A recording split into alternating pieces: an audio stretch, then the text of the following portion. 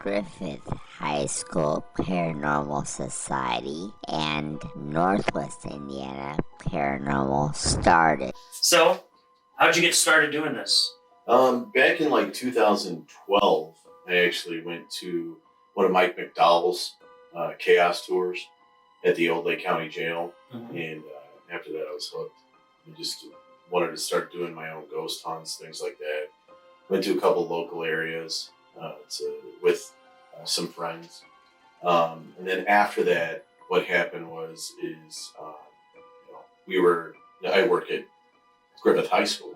Mm-hmm. And I started having parents, that were along with me saying, hey, my kids want to go with us on these trips and stuff. And students would come up to us and be like, hey, boy, we wish we could go on these trips. And what ended up happening is we wrote it up and presented it as a club for the school, and it was approved. So the Griffith High School Paranormal Society was born in 2013. Since that time, that group has gone on over 160 investigations. They've raised over $6,000 in donations for historical locations.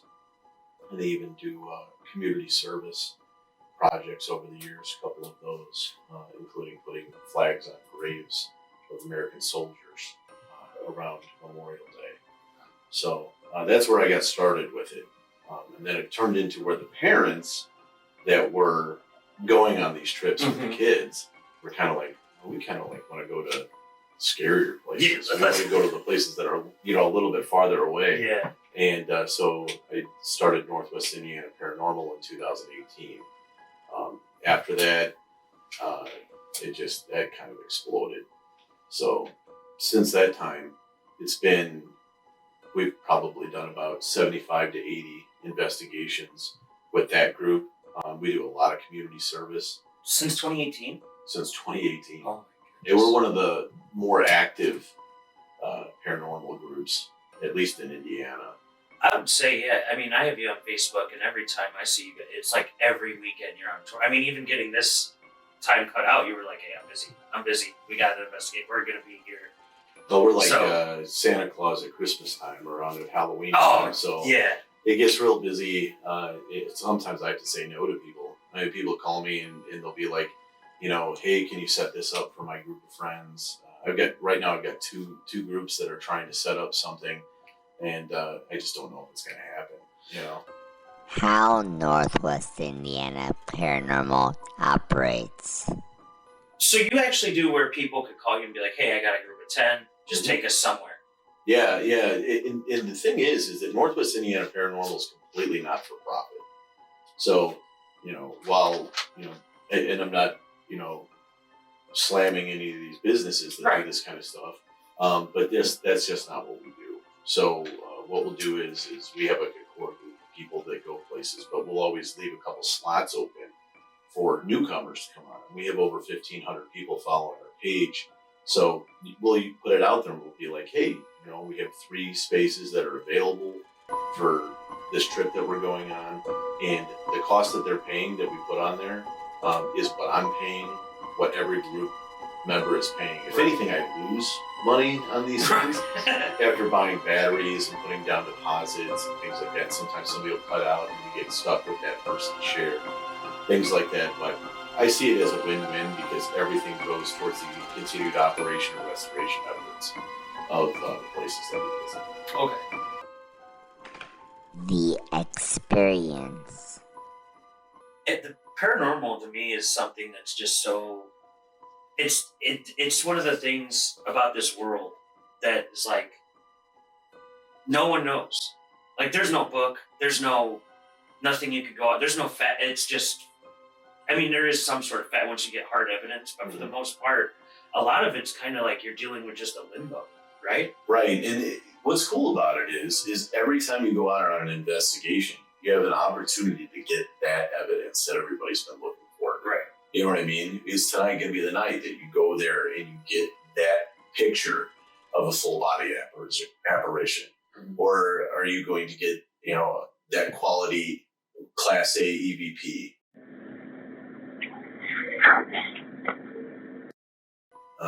like one that I played for you earlier. Man, yeah, that'll make the hairs on your arms stick up. It was that was one of the more clearer ones I've seen, even on the TV. Like when you watch these ghost hunting shows, you get clear ones sometimes, but you very rarely do they come as clear as the one that you sent me, or as few that I've seen on TV.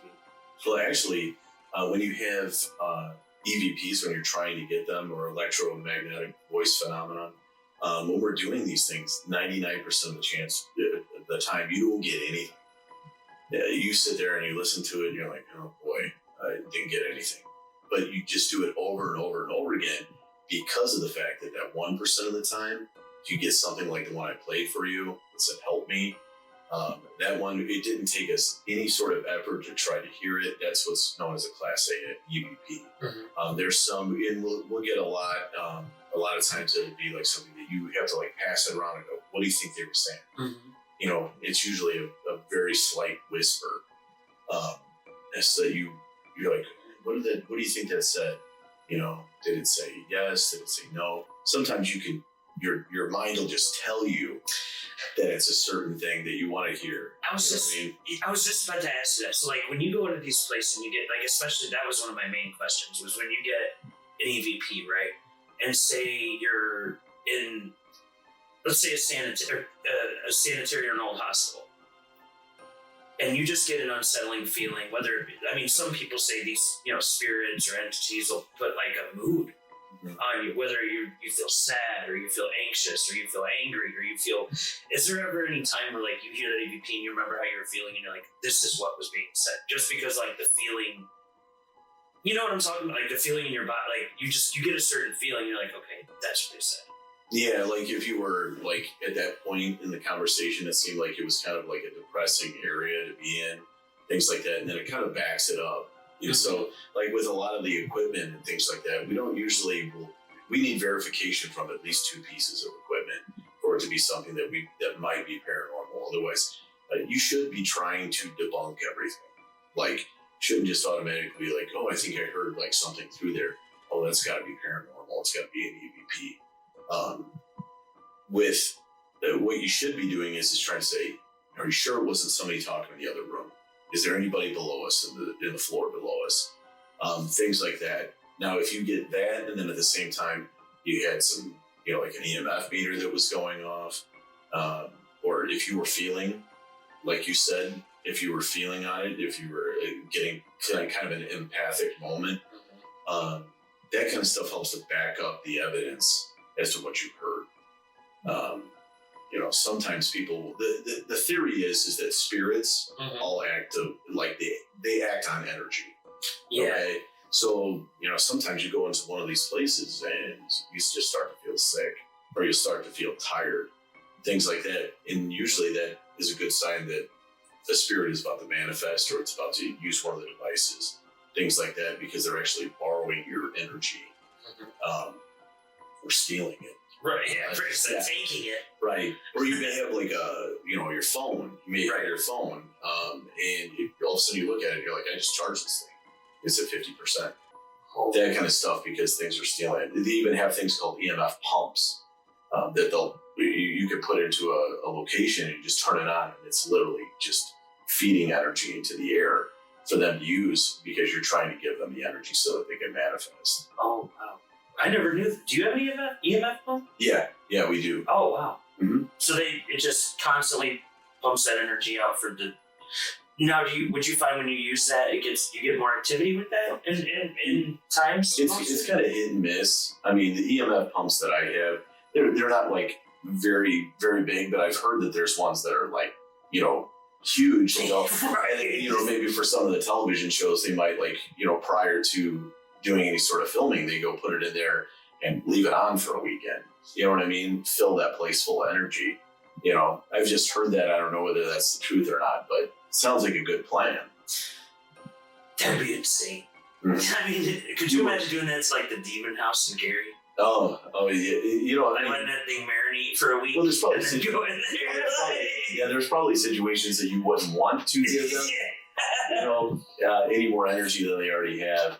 So, but it's not something you'd want to like be using in your house. You know what I mean, or your basement if you suspected that you had an issue. Right. Activity. What would you say is the most activity you've gotten in location? The location where you got the most activity. I would probably say been on a lot of them, but probably the Monroe House in Hartford City. That place is just, from the minute we walked in there, I've been there 5 times, and from the minute that we walked in there, there was just a growl coming from one of the rooms. We thought that they left a dog in there. Like, that's how loud Everyone heard it. Everybody heard it. Oh. You know, we've had voices come through baby monitors in there. We've had motion detectors, like some of these items go off.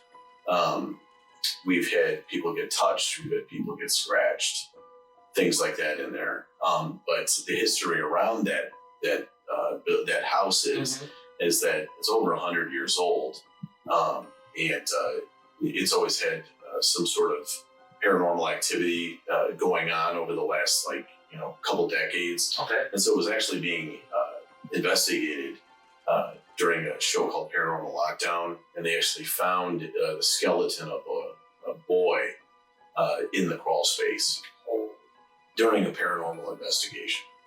So, in those type of circumstances, they had to back out, get the police.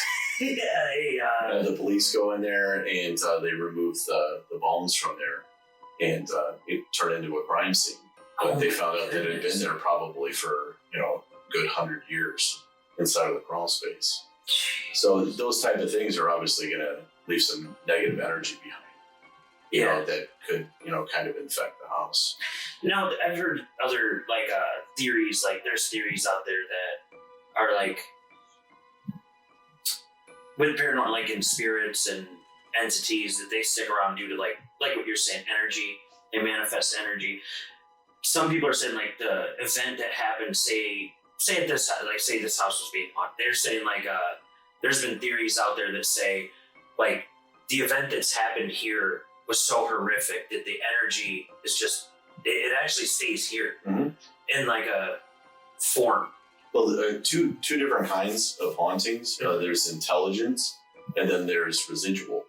So intelligent would be somebody that say there was a spirit that was haunting a house. It didn't know it was dead. It's kind of hanging around the house, that kind of stuff. And you could actually interact with it. So you could be like, hey, can you set off this device? Hey, can you turn that flashlight off? Hey, can you knock on the door? Things like that. Then you have the residual ones where, say, if, grandma lives in a house, and they, every night at 9:00, she would walk downstairs and go get a glass of warm milk. And then she would go back up and go to bed. And she did that for, 30 years inside of the house.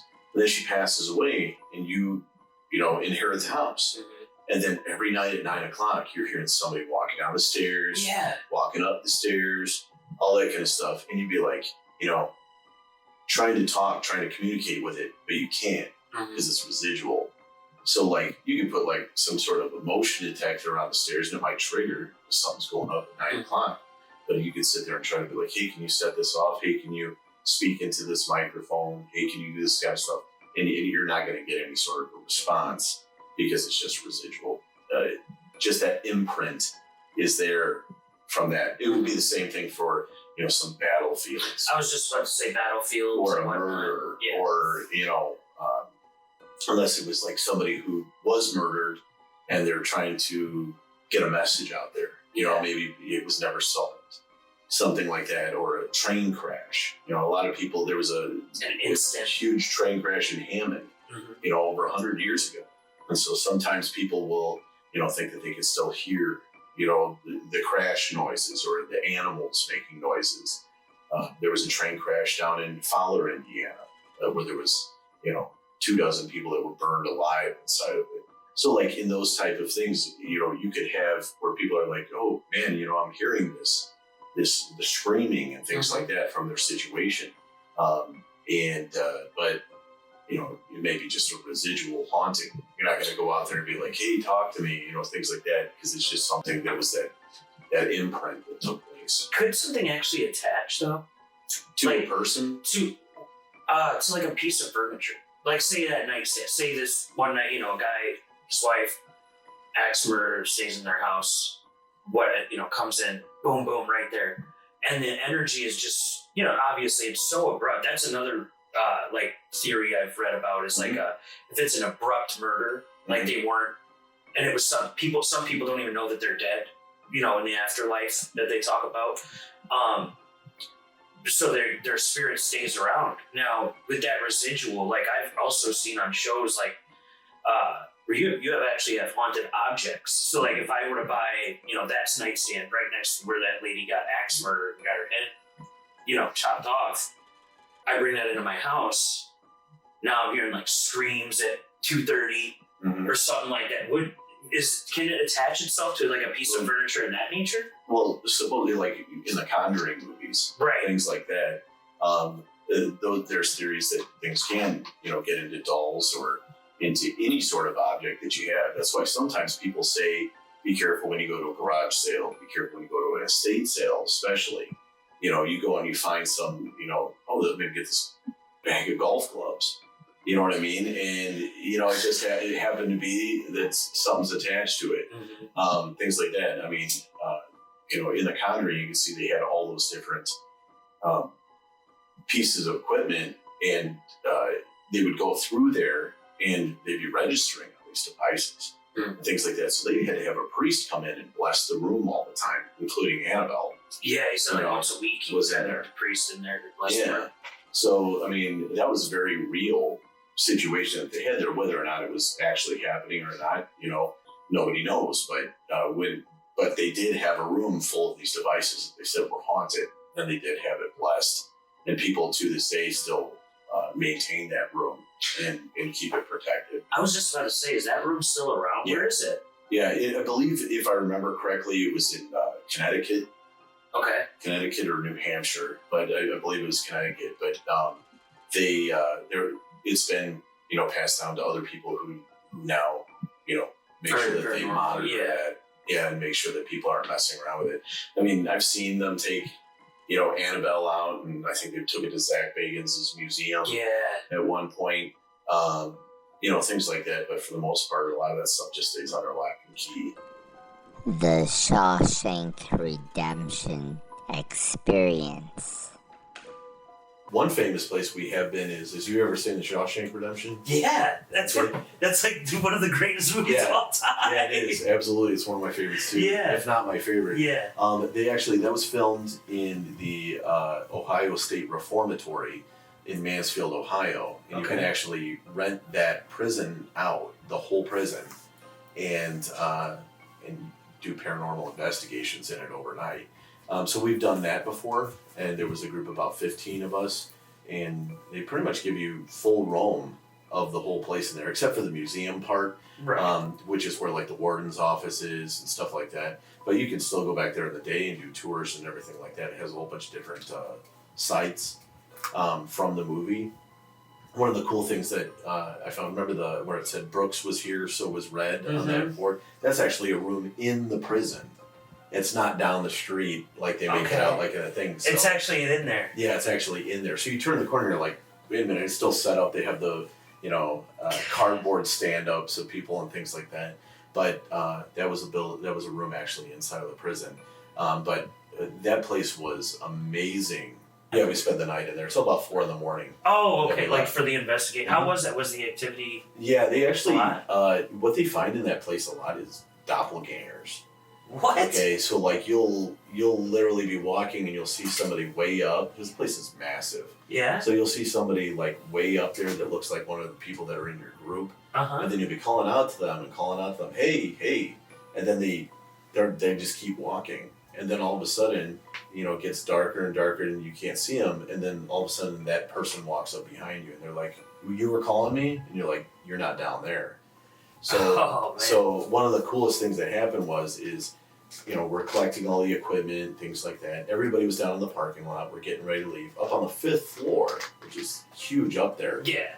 they're watching this person walking, and there's a window, and then a wall, a window, wall. So you're seeing silhouette. And this person is walking through with a flashlight, and it's going like this, going back and forth, looking in the cells. And they're thinking it's me. Because I hadn't come out yet. Right. So they're sitting there watching up at the thing, and I come walking out of the building, and I'm like, "What are you guys looking at?" And they're like, "That's not you up there?" I look up there, and you just see like this person walking behind a wall, and then it doesn't come out the other side and it's like glowing over there, like it's like somebody with a candle almost, but it was a flashlight. And so they were looking, thinking that I was up there looking for equipment, making sure we had all the equipment, but it wasn't me. It was like a night watchman walking, going through the thing, and there was nobody else in the building. So that was one of the amazing things that happens there. Ghost hunting tools. Well, what's really cool is we have devices like this, like the millimeter, and it actually it has a thermometer sensor on the top, so it'll actually read the real-time temperature in the room. And so what will happen is you'll see it'll start plunging all of a sudden, and then it goes back up. But when it plunges, like you can feel it. Like you can feel that it got really cold in here really quick, that kind of stuff. So, go ahead. So you said millimeter. You were talking to me before we actually started filming. But for the people that don't know, how was this named? Because that was a really cool story that I thought was pretty wild. Well, the millimeter was created by the father of a female that was killed in a car accident. Okay. And so that's why they call it millimeter, because her name was Melissa. Right. And it says 8704, 1987 was when she was born, and 2004 was when she was killed. So he actually created this device to contact her, to try to communicate with his daughter. Yeah. So there's about 4 or 5 different kinds of these, and they all do different things. But it's pretty much, you run at any paranormal investigator, they have one of these, even if it's just the basic model, because you can actually do things where some of them detect REM, like what a REM pod would do, or EMF meter, things like that. And you can actually see it digitally, where some people will have a K2 meter. Everybody usually has one of these. This is the basic tool. But this will actually display the readout digitally on there, along with the temperature. So what's your old take on Ouija board? We talked a little bit before this, but my mom would never let me even have one in the house. She wouldn't let me carry one near the house. She wouldn't let me touch. I played with a Ouija board once in my entire life. It was nowhere near the house. How did that go for you? It was actually not that bad. It was at like this, it was like, we were like 12 or 13, and it was actually this girl's birthday party, and her mom wouldn't even let her have it in the house, so she made us go in the garage. So it kind of seems to be the first time that people always use. Is in a garage, Ouija boards is like at a birthday party. At a birthday, like always. So I remember I had seen the Ouija board in the garage, and I was like, oh man, we should mess with that. Me being a dude at a bunch of girls' party, I'm like, yeah, let's mess with that Ouija board. And but it turned out like I was the only dude that stuck around to play the game. And it was pretty much all the little girls that were spending the night at this, the girl that was having the party. So we're sitting there, and sure enough, like it's only us and 4 other kids from the party still. She cut off the lights, and the garage is connected to the house, which never made sense to me with the mom. Like, it's got to be in the garage, because if this portal's opening up, we're bringing them in. Like, there's no stopping it. Once it's in here, we're in here.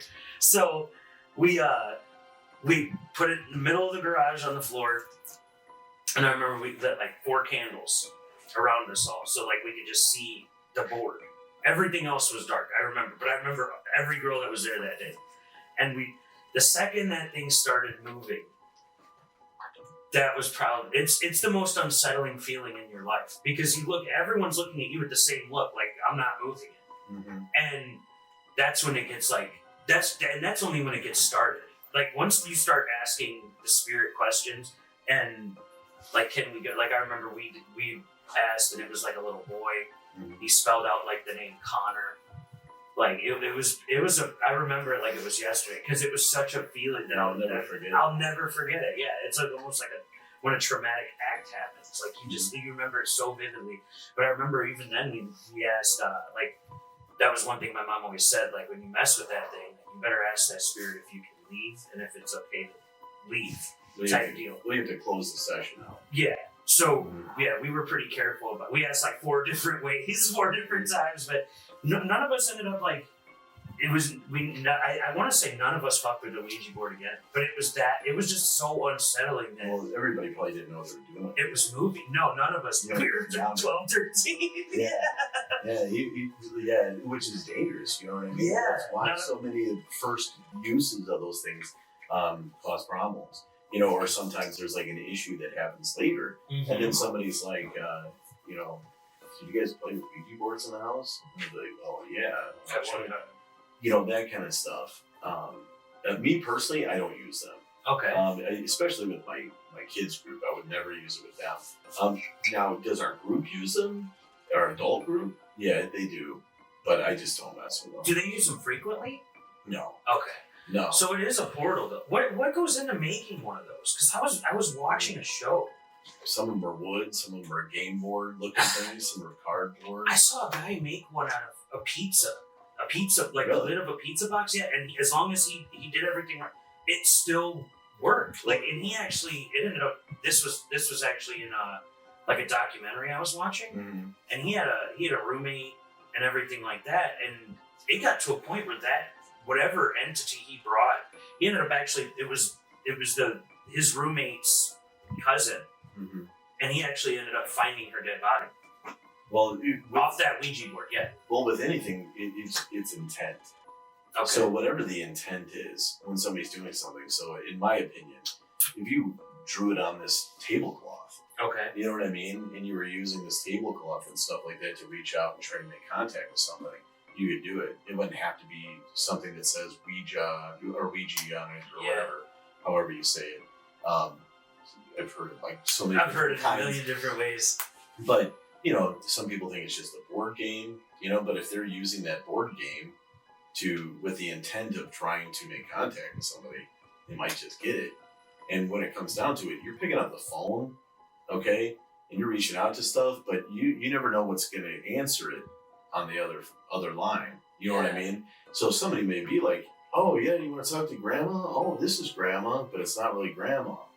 You know what I mean? Like for instance, okay, we're in the Monroe house. They have they actually have like a table there that's like looks like a Ouija board. Oh boy. And there's actually, they have one on the wall and it says use at your own risk, and it has it all. They have a Ouija board on the wall? Yeah, it's like over there so that you can take it and use it. And essentially, we had one, but like I wasn't touching it or anything like that. And at the time we used to use, before we had like night vision cameras and things like that, we used to rely heavily on baby monitors. Okay. So what we had was we had a baby monitor in that room, and some of the people, I walked upstairs to let people know we were going to take a break. And I walked up, opened the door, and there was like 3 of the members that are all like this on the table. They've got this Ouija board. They're just like this. They like look over at it. And I just looked at them and I went, your funeral. I remember saying that. Your funeral. Yeah. And I walked away because I'm like, I'm not touching it. Yeah. So I walked downstairs. Probably about 15 minutes later, they come downstairs. We're all kind of hanging out, taking a break, and you start hearing this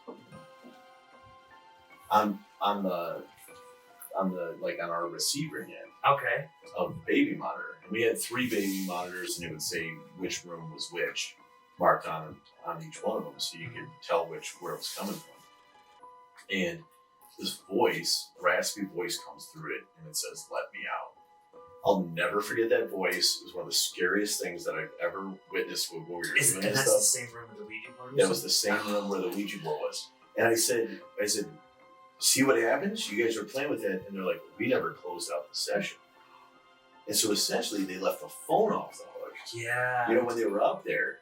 And I was saying, you guys need to go up there and close up the session, this and that, that's not good, all that kind of stuff. But it was a very unfriendly voice, like raspy, said, "Let me out," through the baby monitor. Oh my After that, another baby monitor in the other room got knocked off the table. The batteries were laying on the floor. Like, we heard the noise. We went over to go check on it. And it was laying on the floor. Like, it had just opened up kind of Pandora's box. Yeah. For the rest of the night, there was just like, scratches and things like that happened. So those type of things, like, there's different houses. Like, people say when you go to that house, every time you go there, you leave a part of yourself there. That kind of stuff. So it's definitely something that, like, if you go there, I would never take my student group there. You know what I mean? Yeah, you don't want to do right. that. Yeah, so scar these children. Yeah, you're not going to take them to places like that. Future plans. Headstone cleaning.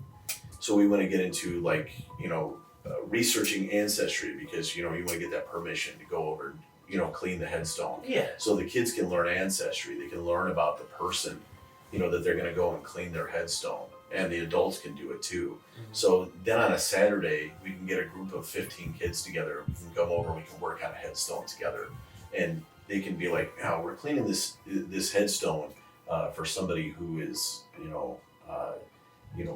fought in the Revolutionary War, or fought in the Civil War, things like that." And so they're going to learn about it, and they're going to develop even more of a respect for people who came before us. Mm-hmm. One of the ideas that we came up with for that is there's actually a headstone for a Revolutionary War soldier. Mm-hmm. That's right off of Old Route 30, and one day I was over there, and I was in that cemetery, and I was looking at it, and I was like, you know what? Those years. Mm-hmm. Look at these years that are on here. And so on the way back from one of our trips, brought a student group up, and it's all dark. They're standing there, got the flashlight on the gravestone, and I said, when did the War for Independence start? In the 1776. How old was he when 1776 came? He was 9. Jesus. And I was like, so it went all the way to 1783. I'm like, so if you go and you look at that, so he was 16? Yeah. So, and it says Revolutionary War Continental Line on the thing. So he was and he had a military headstone. Mm-hmm. And I'm like, look at this, guys. This person, when they were your age, was fighting against the biggest army in the world for our independence. Yes, the British. Yeah. You know what I mean? Yeah. So and they were speechless. Yeah. They're just sitting there, just staring at this thing like, wow. And I'm like, some of you guys don't want to get up in the morning to go to school.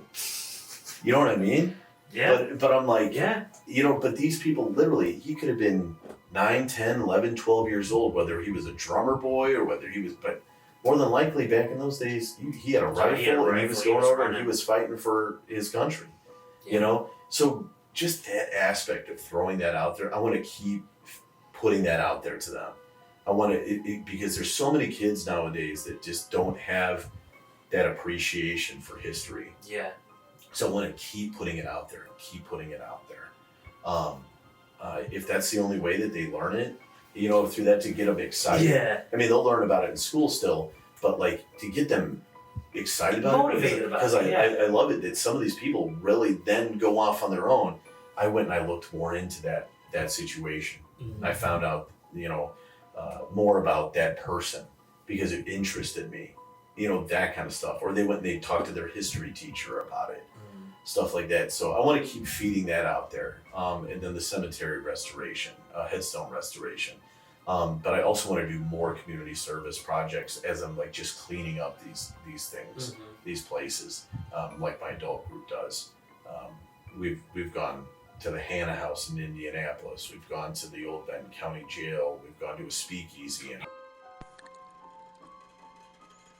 The ROFF House. Probably one of my favorite places is the ROFF House in Watseka. Watseka, Illinois. It was the place where the Watseka Wonder took place in the 1870s. It was the first documented instance of spiritual possession. So, very interesting story. There was a person, Mary ROFF. She died in 1865 when she was 18 years old. She was having seizures, things like that. So her parents were, devastated. They were spiritualists. So what they did is they built this house. It still stands, and essentially to channel her spirit. They built this house solely off Yeah. intent to channel her spirit. So they started having seances inside of the house constantly to try to make contact with their dead daughter. Yeah, that was having the seizures. And So think about it, like 1870s, you don't really know your neighbors, things like that. Well, a woman named Laurancing Venom, a child actually, she was a teenager, she started having the same seizures in Watseka across town. And that house still stands. It's like a pink house right in the middle across from Watseka High School. Okay. And so essentially, she started having these problems and things like that. And she started seeing a doctor. Well, the doctor, the psychiatrist, he remembered the situation with Mary. And all of a sudden, this girl was saying that she was Mary ROFF. No! And she didn't know Mary ROFF. Right, you said across town. So what they did is they moved her into that house with the parents of the Roffs. And she stayed there for 100 days. So this was in 1870. Who thinks that would be a good idea at that time? At the time, they were we're lost. Lack of knowledge? I mean, let's just move her in. So she moves in there, and she knew all this stuff about the Roff's dead relatives that were already, from being on the other side. And you've been here, you said? Yeah, we've been there many times. I got hired to be running an event there at the end of the month. Okay, sorry. It's all right. Keep going. Yeah, keep going. So she knew all these relatives. So she knew about all these relatives, and knew things that there was no way that she would be able to know. Yeah. Okay, and then there's my hairbrush. There's my dress. There's this and that, and so she lived as their daughter for 100 days. Then after the 100 days were up, she said, "I'm going to be giving this body back to Laurancey," and the parents were able to have say goodbye. Closure.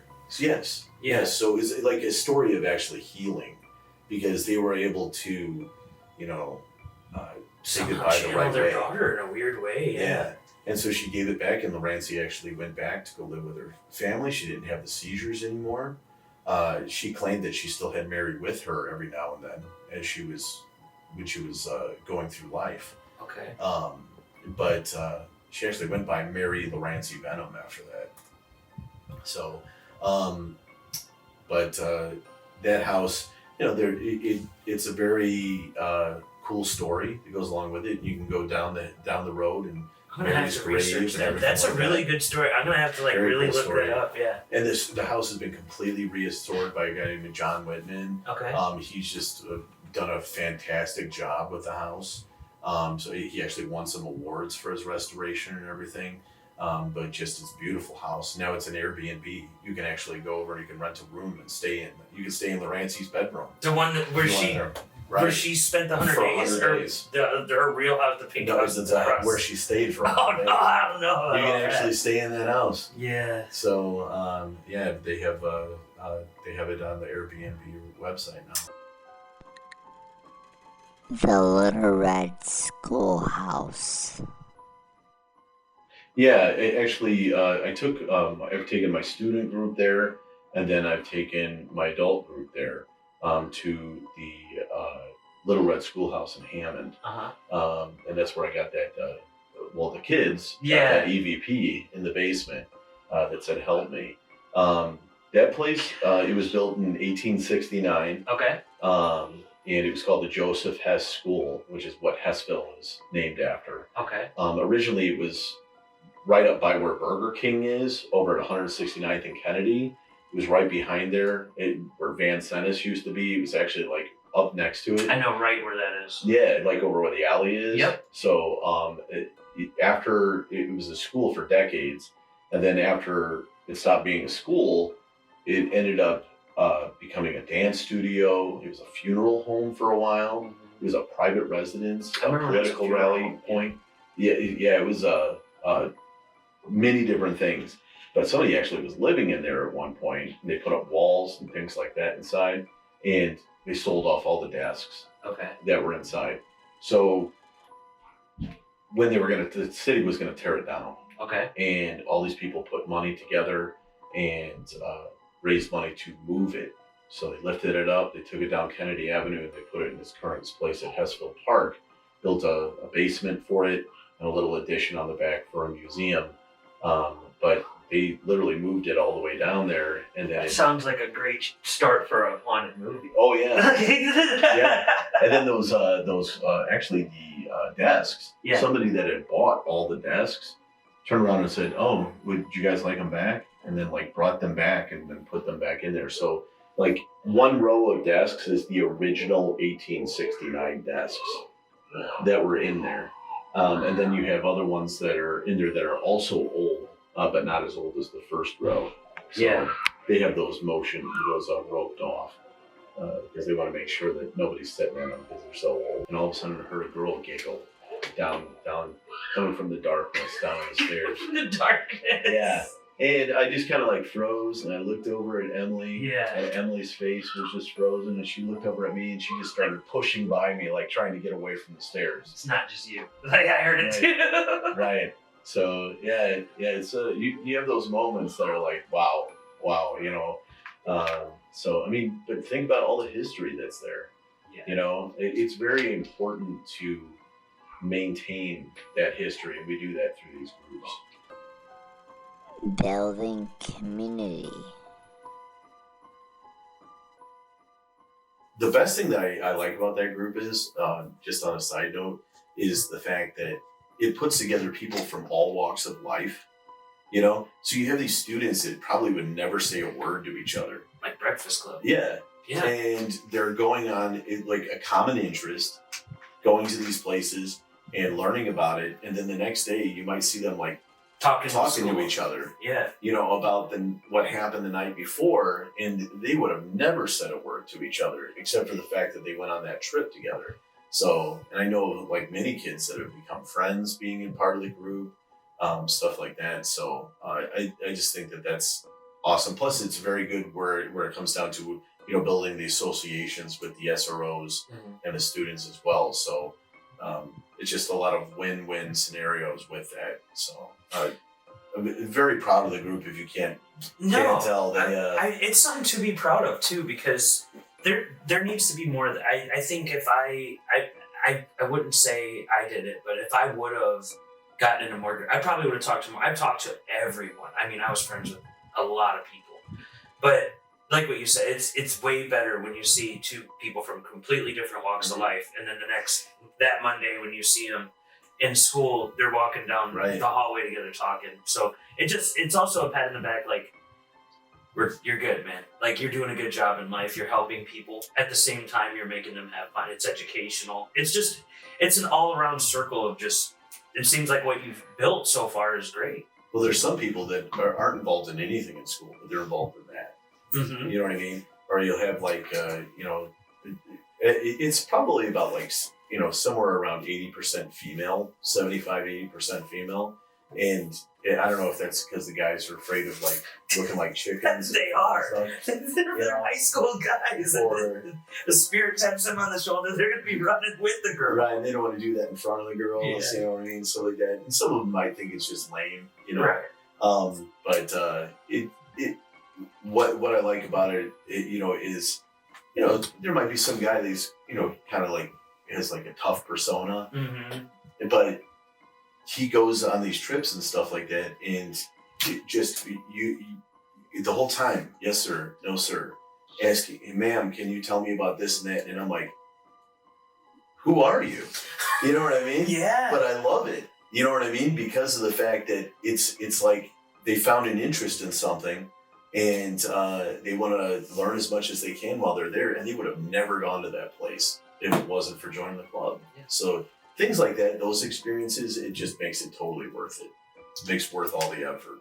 Well, like, you know, like sometimes I'll be on a call for work for the police, and, you know, will just be, all of a sudden, when I'm leaving, they'll just be like, hey, Pete, you got a second? I got to tell you about this. I've been having like these experiences here because they know that I'm into that type of stuff.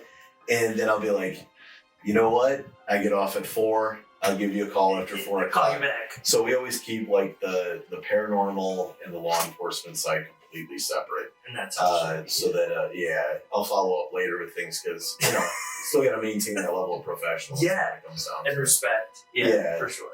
Yeah, absolutely. So as far as it goes with building this whole society, building this group, at the end game, what is your major? It seems like you've accomplished many goals already as far as like socially bringing people together, educating them on these sites, giving them experiences that they otherwise, like what you said, would have never had. What's your ultimate goal to keep going with this group? And it's non-for-profit. So are you talking about the adult group? I mean both. I mean, Griffith, hopefully they keep that program forever. Well, they've been very supportive of it. The superintendent loves it. Okay. And my police chief loves it.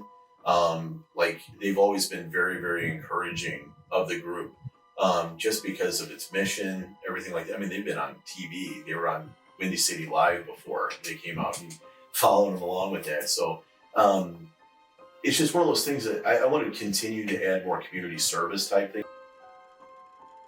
The closing. Suicide's something that's it's really hard to understand, but it's really hard to cope and not understand it. Like everyone's felt, I'm sure, at a point in their life where they're just like, this bill and then this person's talking to me about that, and then pressure. And I feel like with suicide, it's something that like everyone's like, geez, I can't believe they got to that point, or man, who would have knew they're feeling that in their head. And with a lot of paranormal entities, a lot of it revolves around more sorrow too, I think. Mm-hmm. Not just like, a lot of it's the suicide. I feel like a lot of it's like always a story that was never with the right ending.